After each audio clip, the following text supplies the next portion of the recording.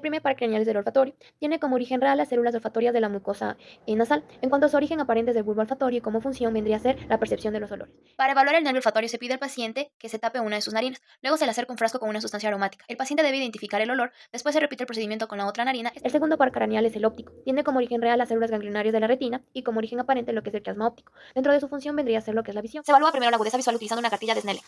Lee la cuarta fila. L, T, E, D.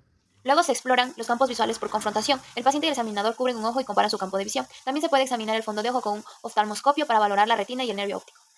El nervio troclear, oculomotor y abducen se encargan conjuntamente del movimiento ocular, por lo tanto van a ser evaluados en un solo conjunto. El tercer par craneal, que es el oculomotor, tiene como origen real el mesencéfalo, sustancia gris periacueductal, y como origen, pues, aparente la fosa interpendicular del mesencéfalo. Con lo que refiere a lo que su función va a ser netamente motor, ya que va a permitir el movimiento extrínseco del ojo, elevador del párpado, pupilar y cristalino. En cuanto al cuarto par craneal vendría a ser el troclear, tiene como origen real lo que es el mesencéfalo, núcleo troclear debajo del colículo inferior, y con lo que refiere a su causa aparente la cara posterior del mesencéfalo. En cuanto a la función de este va a ser que se va a encargar en cuanto al movimiento del músculo oblicuo superior del ojo. Con lo que refiere al sexto par craneal abducens, tiene como origen real la protuberancia, surco bulbo protuberencial, y lo que refiere a su origen aparente, el surco bulbo protuberencial, línea media.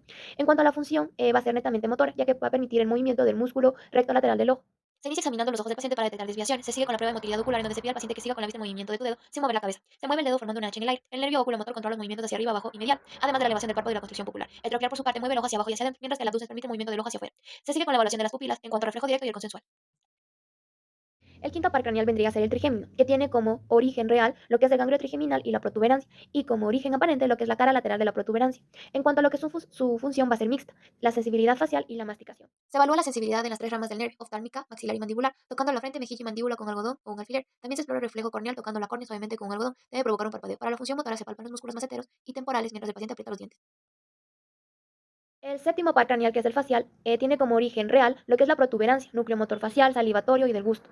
En cuanto a su origen aparente, va a ser del surco bulbo protuberencial más lateral. En cuanto a sus funciones, pues esta va a ser mixta, va a permitir la expresión facial, gusto, secreción lagrimal y salival. Se examina pidiendo al paciente que realice gestos como levantar las cejas, cerrar los ojos con fuerza, sonreír, mostrar los dientes e inflar los cachetes. El examinador observa la simetría de los movimientos. El octavo par craneal, que es el vestíbulo coclear, tiene como origen real el bulbo y protuberancia, y como origen aparente el surco bulbo protuberencial. En cuanto a lo que son sus funciones, va a ser sensorial, audición y equilibrio. La audición se evalúa primero en cada oído susurrando algo mientras se ocluye el oído del lado opuesto. Para el equilibrio se realiza la prueba de Romber. El paciente se mantiene de pie con los pies juntos y ojos cerrados. Si se balancea o cae puede haber alteración vestibular. El noveno par craneal, que es el glosofaringio, tiene como origen real lo que es el bulbo, núcleos ambiguos, salivatorio inferior y del tracto solitario. Con lo que refiere a su origen, pues aparente, se va a localizar en el surco retroolivar del bulbo. Tiene como funciones tanto sensitiva como motor. Ayuda a lo que es el gusto posterior, la deglución, secreción parótida. Se explora tocando la parte posterior de la lengua con un bajalenguas para provocar el reflejo nauseoso. El décimo par craneal, que es el vago, tiene como origen real el bulbo, núcleo ambiguo, dorsal del vago y el tracto solitario. Con relación a su origen aparente, es el surco retroolivar del bulbo. Las funciones van a ser mixtas. Ayudan a la deglución, la fonación, el control autónomo de lo que son las vísceras torácicas y abdominales. Se pide al paciente que diga mientras se observa la elevación del paladar blando y la úvula debe verse de forma simétrica. El onceavo par craneal es del accesorio. Este se localiza, o sea, tiene como origen real la médula espinal, raíces cervicales C1 y C5 y el bulbo, núcleo ambiguo. En lo que refiere a su origen aparente, se encuentra en el surco retroolivar del bulbo y las funciones van a ser motoras. Ayuda al movimiento de los músculos esternocleidomastoideo y del trapecio. Se pide al paciente que gire la cabeza contra la mano del examinador para evaluar el músculo esternocleidomastoideo. Luego se le pide que eleve los hombros contra resistencia para valorar el músculo trapecio.